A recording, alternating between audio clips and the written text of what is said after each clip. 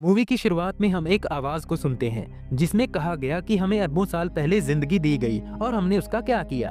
और फिर एकदम से सीन शिफ्ट होता है और हम लूसी नाम की एक लड़की को देखते हैं जो अपने फ्रेंड के साथ खड़ी अपने ख्यालों में डूबी हुई थी। वो लूसी को एक सूटकेस देता है और कहता है कि तुम्हें ये उस होटल के अंदर एक आदमी को देकर आना है जिसके बदले तुम्हें $1000 मिलेंगे। लेकिन लूसी कहती है कि इतने कम पैसों में मैं ये काम नहीं करूंगी। लूसी के मना करने पर वो सूटकेस को हथकड़ी के साथ लूसी के हाथ पर बांध देता है और जबरदस्ती उसे अंदर भेजने की कोशिश करने लगता है। लूसी को अपने दोस्त की बात माननी पड़ती है। लूसी होटल के अंदर आकर रिसेप्शन पर खड़े स्टाफ को मिस्टर जैंग नाम के एक आदमी के बारे में पूछती है। तभी वहाँ कुछ लोग आते हैं। लूसी बाहर खड़े अपने फ्रेंड की तरफ देख रही थी कि तभी वो लोग उसके फ्रेंड को गोली मार देते हैं और लूसी को जबरदस्ती पकड़कर अपने साथ होटल के एक कमरे में ले जाते हैं। वहीं पर मिस्टर जैंग आता है जिसके हाथों पर खून लगा हुआ था। वो अपने हाथों से खून उतारता है और लूसी से पूछता है कि सूटकेस में क्या है। लूसी घबराई हुई थी और रोते हुए कहती है कि मैं नहीं जानती इसमें क्या है, मुझे मेरे दोस्त ने कुछ पैसों के बदले ये सूटकेस आपको देने के लिए कहा था। फिर मिस्टर जैंग सूटकेस का कोड लिखकर लूसी को देता है और खुद एक दीवार के पीछे छिप जाता है और दूर से आवाज देकर उसे सूटकेस खोलने के लिए कहता है। वो डर जाती है और उन्हें पूछती है कि क्या इसमें कोई बॉम्ब है, जिसे सुनकर मिस्टर जैंग कहता है कि हो भी सकता है क्योंकि मुझे तुम्हारे फ्रेंड पर बिल्कुल भी यकीन नहीं, वो कुछ भी कर सकता है। वो सूटकेस खोलने से मना कर देती है तो मिस्टर जैंग चिल्लाकर अपने आदमियों को उस पर गन तानने के लिए कहता है। वो बेचारी गन देखकर डर जाती है और उन्हें कहती है कि रुको, गोली मत चलाना, मैं सूटकेस को खोलती हूँ। फिर लूसी कोड लगाकर सूटकेस खोलती है और देखती है कि उसमें 4 नीले रंग के पैकेट्स थे जो किसी तरह का ड्रग था। उस ड्रग को चेक करवाने के लिए जैंग के गुंडे एक अधमरे आदमी को लेकर आते हैं और जब वो अधमरा आदमी उस ड्रग को सूंघता है तो पहले तो उसकी आंखें एकदम से उल्टी हो जाती हैं, लेकिन कुछ ही पल के बाद वो जोर जोर से हंसने लगता है। जैंग को उसकी ये हरकत पसंद नहीं आती और लूसी के सामने ही वो उसे गोली मार देता है। अब जैंग लूसी को एक जॉब ऑफर करता है लेकिन वो उसके लिए काम करने से मना कर देती है और रोते हुए जैंग से कहती है कि मैं यहाँ से जाना चाहती हूँ। लेकिन तभी पास खड़ा जैंग का एक आदमी लूसी के फेस पर जोर से मुक्का मारता है जिस वजह से वो बेहोश हो जाती है। सीन शिफ्ट होता है और हम एक प्रोफेसर को देखते हैं जो अपने लेक्चर में स्टूडेंट्स को बता रहे थे कि जमीन पर रहने वाले हर जानवर अपने दिमाग का 3% हिस्सा ही इस्तेमाल कर पाते हैं, लेकिन इंसान सब जीवों से आगे है क्योंकि वो अपने दिमाग का 10% हिस्सा यूज करता है। लेकिन डॉल्फिन एक ऐसी मछली है जो इंसानों से भी ज्यादा 20% तक अपने दिमाग को यूज करती है, मतलब कि वो इंसानों से भी आगे है। प्रोफेसर कहते हैं कि अगर इंसान भी अपने दिमाग का 20% हिस्सा यूज करे तो वो अपनी पूरी बॉडी पर काबू पा सकता है। अगर कोई इंसान अपने दिमाग का 40% यूज करे तो वो सामने वाले इंसान के दिमाग को भी कंट्रोल कर सकता है। वहीं लेक्चर हॉल में बैठा एक लड़का सवाल करता है कि अगर कोई अपने दिमाग का 100% हिस्सा अनलॉक कर ले तो क्या होगा, जिसे सुनकर प्रोफेसर सोच में पड़ जाते हैं और कहते हैं कि इस बारे में तो अभी तक मैं खुद भी नहीं जानता कि तब क्या होगा। सीन लूसी की तरफ शिफ्ट होता है। हम देखते हैं कि उसे होश आता है। वो देखती है कि उसके पेट पर कुछ पट्टियां लिपटी हुई थी और उसे काफी दर्द भी हो रहा था। वो सोचती है कि शायद उन लोगों ने उसकी बॉडी में से कोई ऑर्गन निकाला है। जब वो बाहर जाने की कोशिश करने लगती है तो रूम में कुछ आदमी आते हैं जो उसे पकड़कर मिस्टर जैंग के सामने ले आते हैं। लूसी मिस्टर जैंग से पूछती है कि तुमने मेरे साथ क्या किया। तभी वहाँ एक डॉक्टर आता है और लूसी को कहता है कि फिक्र मत करो, हमने तुम्हारे साथ कुछ भी गलत नहीं किया, बस तुम्हारे पेट को काटकर उसमें ड्रग का एक पैकेट रखा है। अब वहाँ 3 और आदमियों को भी लाया जाता है और उनके पेट में भी सेम वही ड्रग को रखा गया था। असल में इन चारों के जरिए मिस्टर जैंग ने ड्रग को अलग अलग जगहों पर डिलीवर करना था। जैंग के आदमी उन तीनों के फेस पर कपड़ा डालकर उन्हें वहाँ से ले जाते हैं। इसके बाद लूसी खुद को एक कमरे में बंधी हुई पाती है जहाँ पर वो आदमी था जिसके लिए लूसी उस ड्रग को लेकर आई थी, लेकिन वो आदमी उसके साथ बदतमीजी करना शुरू कर देता है। जब वो मना करती है तो वो आदमी उसे बहुत मारता है। वो उसे चेयर से नीचे गिराकर उसके पेट में जोर जोर से मारने लगता है जिस वजह से लूसी के पेट में रखा गया ड्रग का पैकेट फट जाता है और ड्रग लूसी के खून में जाने लगता है। इसके बाद लूसी की पूरी बॉडी कांपने लगती है, फिर वो बेहोश हो जाती है। लेकिन थोड़ी ही देर बाद जब उसकी आंख खुलती है तो उसकी आंखों में एक अनोखी सी चमक थी। वो देखने में तो बिल्कुल नॉर्मल हो चुकी थी, लेकिन असल में अब वो पहले जैसी लूसी नहीं रही थी। अब रूम में एक और आदमी आता है। वो लूसी की बॉडी को देखकर उसके साथ कुछ गलत करना चाहता था, लेकिन पास आते ही लूसी उसे मार देती है और उसकी गन लेकर रूम से बाहर आती है। बाहर आकर वो उस आदमी के सभी गुंडों को गोली मार देती है। लूसी के कंधे पर भी एक गोली लग चुकी थी, लेकिन वो बड़े ही आराम से बिना दर्द महसूस किए अपने हाथ से गोली को कंधे से बाहर निकाल लेती है। अब लूसी वहाँ खड़े एक आखिरी गैंग मेंबर को गोली मारती है और टैक्सी ड्राइवर को हॉस्पिटल ले जाने के लिए कहती है।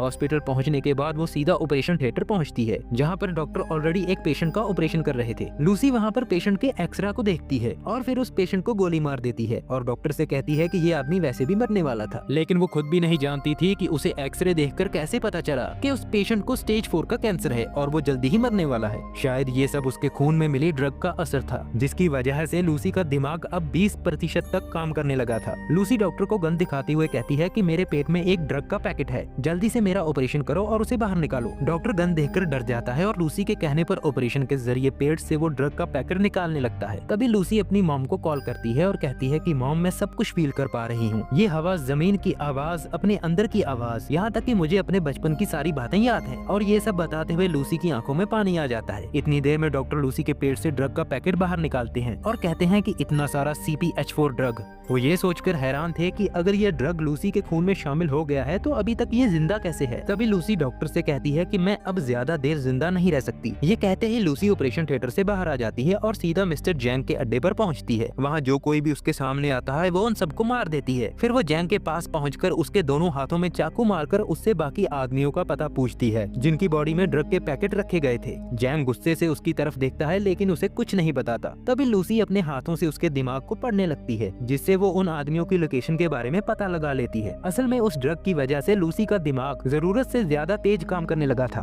फिर लूसी अपनी एक दोस्त के घर जाती है और उसके लैपटॉप को यूज करके प्रोफेसर सैमुअल नॉर्मन के बारे में जानकारी इकट्ठा करती है, जो पिछले 20 सालों से इंसानी दिमाग पर स्टडी कर रहे थे, जिसे हमने दिमाग और दिमागी शक्ति के बारे में स्टूडेंट्स को लेक्चर देते हुए मूवी की शुरुआत में देखा था। लूसी इंटरनेट पर प्रोफेसर का नंबर ढूंढ लेती है और उन्हें कॉल करती है। लूसी उन्हें बताती है कि मैंने आपकी वेबसाइट पर 7000 पन्नों की पूरी रिसर्च पढ़ी है, जो मुझे जुबानी याद भी है। लेकिन प्रोफेसर को उसकी बात पर यकीन नहीं था। वो सोचते हैं कि शायद उनका कोई स्टूडेंट उनसे मजाक कर रहा है। लेकिन उसी वक्त प्रोफेसर का टीवी अपने आप ऑन हो जाता है, जिसमें उन्हें लूसी दिखाई देती है। असल में लूसी ने अपने दिमाग को 28% तक अनलॉक कर लिया था, जिसकी वजह से अब वो इलेक्ट्रॉनिक चीजों को भी कंट्रोल कर पा रही थी। लूसी उन्हें बताती है कि आपने अपनी रिसर्च में जो कुछ भी लिखा है वो सब सही है। मेरे दिमाग में बहुत सारी जानकारी है, मैं बहुत कुछ जानती हूँ। तो प्रोफेसर सैमुअल उसे कहते हैं कि फिर तो सारी जानकारी तुम्हें बाकी सबसे भी साझा करनी चाहिए। लूसी प्रोफेसर से मिलना चाहती थी। सबसे पहले वो भेस बदलकर एयरपोर्ट जाती है, जहाँ पर उसे वो तीनों आदमी मिलते हैं जिनके पेट में जैंग ने ड्रग के पैकेट रखे हुए थे। वो इस बारे में पुलिस को बता देती है और साथ ही उन तीनों की तस्वीरें भी ऑफिसर के कंप्यूटर पर भेज देती है, जिसके बाद पुलिस अपना काम शुरू कर देती है और उन तीनों आदमियों को पकड़ने में कामयाब हो जाती है। अब तक लूसी ने अपने दिमाग को 40% तक अनलॉक कर लिया था। तभी हम देखते हैं कि लूसी प्लेन में बैठी थी और अचानक से उसकी बॉडी में मौजूद जेनेटिकल सेल्स एकदम से टूटने लगते हैं। उसकी बॉडी रेत और मिट्टी की तरह हवा में उड़ने लगती है। वो भागकर जल्दी से खुद को वॉशरूम में बंद कर लेती है और अपने बैग से ड्रग का एक पैकेट निकालती है और उसे खाने लगती है। और इसके बाद उसकी बॉडी में नए सेल बनते हैं और वो खुद को हॉस्पिटल में पाती है। अब वो अपने दिमाग की एबिलिटी को 50% तक यूज कर पा रही थी। तभी हम देखते हैं कि हॉस्पिटल में पुलिस आ जाती है, जो कि लूसी को गिरफ्तार करना चाहते थे। लेकिन लूसी अपनी ब्रेन एबिलिटी की हेल्प से इंस्पेक्टर को छोड़कर बाकी सभी को बेहोश कर देती है। जैसा कि प्रोफेसर सैमुअल ने बताया था, जब कोई इंसान अपने दिमाग को 40% से ज्यादा यूज करेगा तो दूसरों पर भी काबू पा सकता है। लूसी के साथ भी बिल्कुल ऐसा ही हो रहा था। असल में लूसी खुद को बचाने के लिए जैसे जैसे ड्रग की डोज बढ़ा रही थी, उसकी वजह से धीरे धीरे वो अपने दिमाग की एबिलिटी को अनलॉक कर पा रही थी। दूसरी तरफ हम देखते हैं कि जो 3 आदमी एयरपोर्ट पर पकड़े गए थे, उन्हें हॉस्पिटल ले जाया जाता है ताकि उनके पेट से ड्रग को निकाला जा सके। लूसी भी इंस्पेक्टर को साथ लेकर हॉस्पिटल जाने के लिए वहाँ से निकल पड़ती है। हम यहाँ पर देख पाते हैं कि लूसी की ब्रेन एबिलिटी इतनी बढ़ चुकी थी कि अब वो पूरे शहर के फोन कॉल के सिग्नल्स को देख और सुन पा रही थी। तभी उसे पता चलता है कि जैंग के गुंडे भी हॉस्पिटल पहुंच चुके थे। लूसी भी जल्दी से हॉस्पिटल पहुंचती है। हॉस्पिटल में लूसी को देखकर जैंग के आदमी उस पर गन तान देते हैं, लेकिन लूसी अपनी ब्रेन पावर से उन सब पर कंट्रोल कर लेती है और उन्हें हवा में उड़ा देती है और उनके हथियार भी छत पर मैग्नेट की तरह चिपक जाते हैं। लूसी बड़े आराम से जैंग के आदमियों से वो सूटकेस ले लेती है जिसमें ड्रग के पैकेट थे और इंस्पेक्टर को वहाँ से चलने के लिए कहती है। इतना सब अपनी आंखों से देखने के बाद इंस्पेक्टर लूसी से कहता है कि मुझे नहीं लगता कि तुम्हें मेरी जरूरत है, जिसे सुनकर लूसी इंस्पेक्टर के पास आती है। लूसी उसे किस करती है और कहती है कि तुम मेरे लिए एक रिमाइंडर की तरह हो, जिसे मैं हमेशा याद रखना चाहती हूँ। जिसके बाद इंस्पेक्टर लूसी के साथ वहाँ से चला जाता है, लेकिन हॉस्पिटल के बाहर मिस्टर जैंग उन दोनों को वहाँ से ड्रग के पैकेट लेकर जाते हुए देख लेता है। वो भी अपनी गाड़ी उन दोनों के पीछे ही घुमा लेता है। तभी हम प्रोफेसर सैमुअल को देखते हैं और उसने और भी डॉक्टर और प्रोफेसर को अपने पास बुला लिया था, जो अपनी अपनी रिसर्च में माहिर थे। लूसी भी वहाँ पर पहुँच जाती है और प्रोफेसर सैमुअल उसको सबके साथ इंट्रोड्यूस करवाते हैं। उनमें से एक प्रोफेसर को लूसी की बातों पर शक था। लूसी उस प्रोफेसर को पकड़कर उसके पास्ट के बारे में बताने लगती है कि जब तुम्हारी बेटी 6 साल की थी, उसकी मौत एक कार एक्सीडेंट की वजह से हुई थी। ये सुनकर वो प्रोफेसर हैरान हो जाता है, क्योंकि इस बात के बारे में और कोई नहीं जानता था। ये देखकर सबको लूसी की बातों पर यकीन हो गया। वो उन सबको जानकारी देने लगती है जो ब्रेन अनलॉक होने की वजह से उसे पता चल पाई थी। वो अपने हाथों को एक म्यूटेंट की तरह बदलकर उन्हें समझाने लगती है। कभी वो अपने हाथ की उंगलियों को लंबा करती है और कभी वो एक हाथ को 2 हाथों में बदल रही थी। ये देखकर सभी हैरान थे। लूसी कहती है कि हमें हमेशा सिखाया गया है कि 1 + 1 2 होते हैं, लेकिन एक्चुअल में नंबर होते ही नहीं हैं। ये नंबर तो इंसानों ने खुद को समझाने के लिए बनाए हैं ताकि वो चीजों को आसानी से समझ पाएं। तभी प्रोफेसर सैमुअल कहते हैं कि अगर दुनिया मैथमेटिक्स के रूल पर नहीं चलती तो फिर कैसे चलती है। लूसी उन्हें एक विजन के जरिए समझाने लगती है कि एक गाड़ी है जो रोड पर बहुत तेज चल रही है और धीरे धीरे उसकी स्पीड इतनी ज्यादा तेज हो गई कि वो दिखना ही बंद हो गई। वो नजर तो नहीं आ रही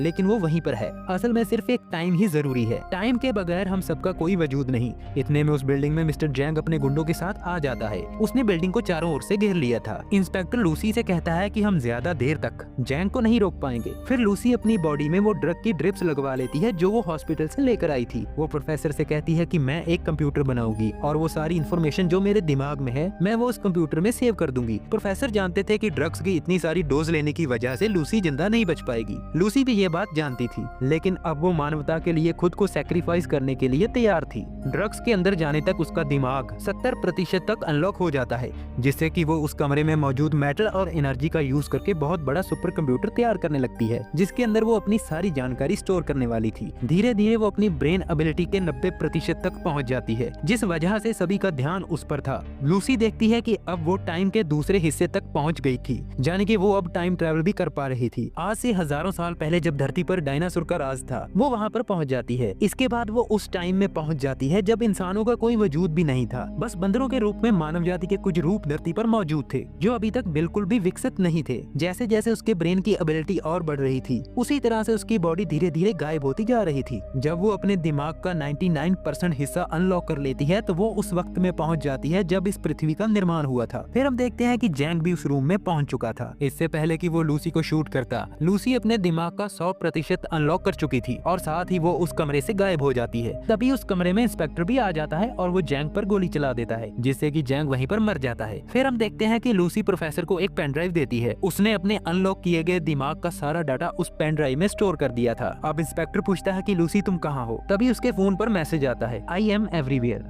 मतलब कि मैं हर जगह मौजूद हूँ। कहानी के आखिर में हम फिर से वही आवाज सुन पाते हैं जो हमने मूवी की शुरुआत में सुनी थी कि अरबों साल पहले हमें जिंदगी दी गई, मगर हमने उसका क्या किया? क्या हम अपनी जिंदगी को समझ पाए? तभी हम समझ पाते हैं कि हमें एक बहुत ही एडवांस कंप्यूटर दिया गया है जो कि है हमारा दिमाग। हम पैसे कमाने के लिए अपनी बॉडी को इस्तेमाल कर लेते हैं, लेकिन बहुत ही कम लोग अपने दिमाग को यूज कर पाते हैं। और इसी के साथ ही ये मूवी यहीं पर खत्म हो जाती है।